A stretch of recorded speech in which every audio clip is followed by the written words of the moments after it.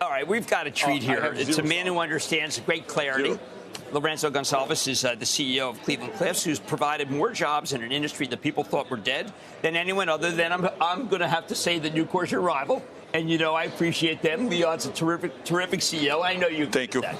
Okay, so let's go right to work. I want to start at 30,000 feet. The failure of free trade for America.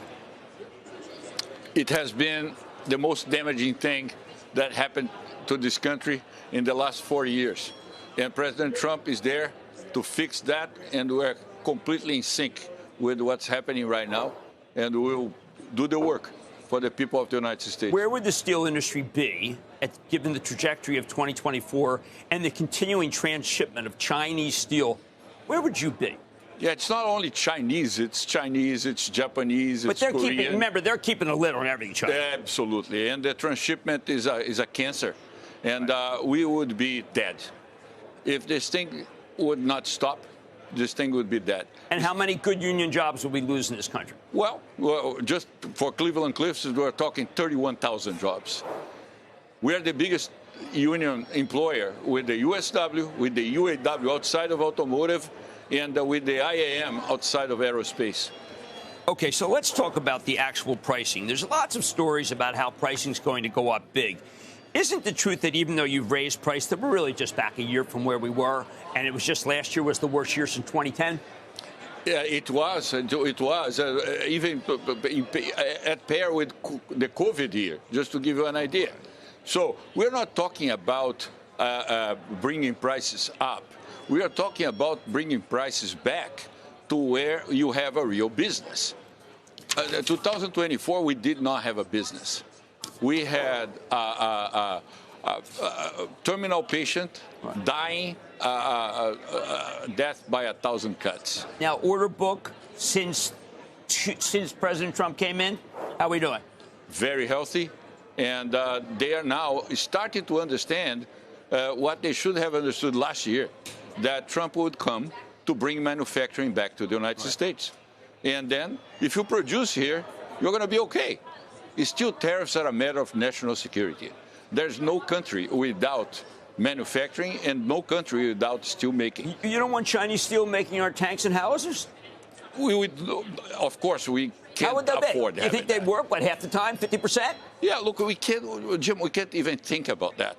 We have to make things in the United States. Navy ships, how'd they do if we have Chinese steel? Pretty good? No. Do I trust them? No, of course not.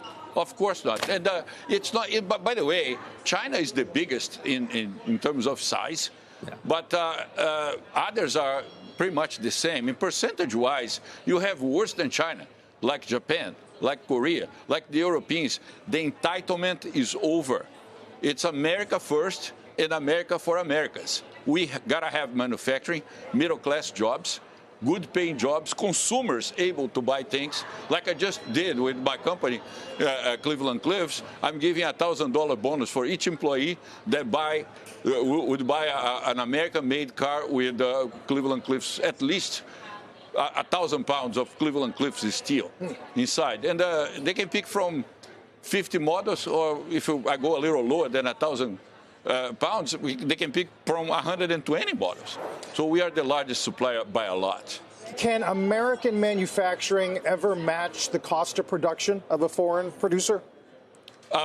Without subsidies and without currency manipulation and without all the kinds of cheating that are embedded in the number that we're trying to trick me and call, yes, because we're the best. We're the most efficient. We have the highest technology.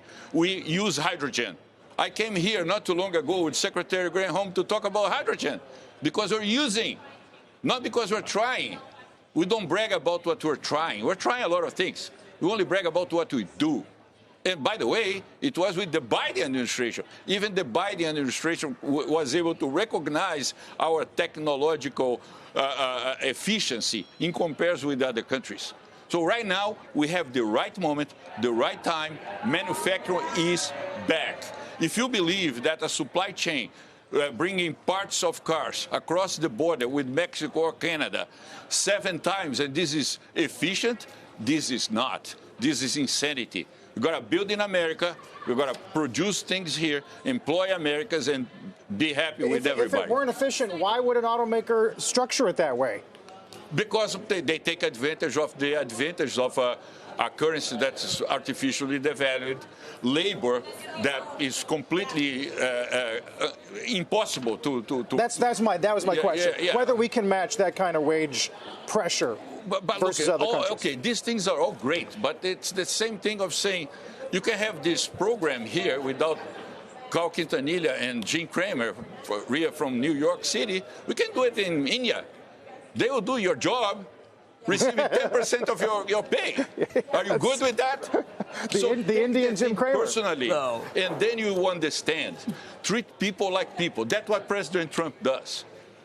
He wants the Americans to be the ones winning this capitalistic war. All right.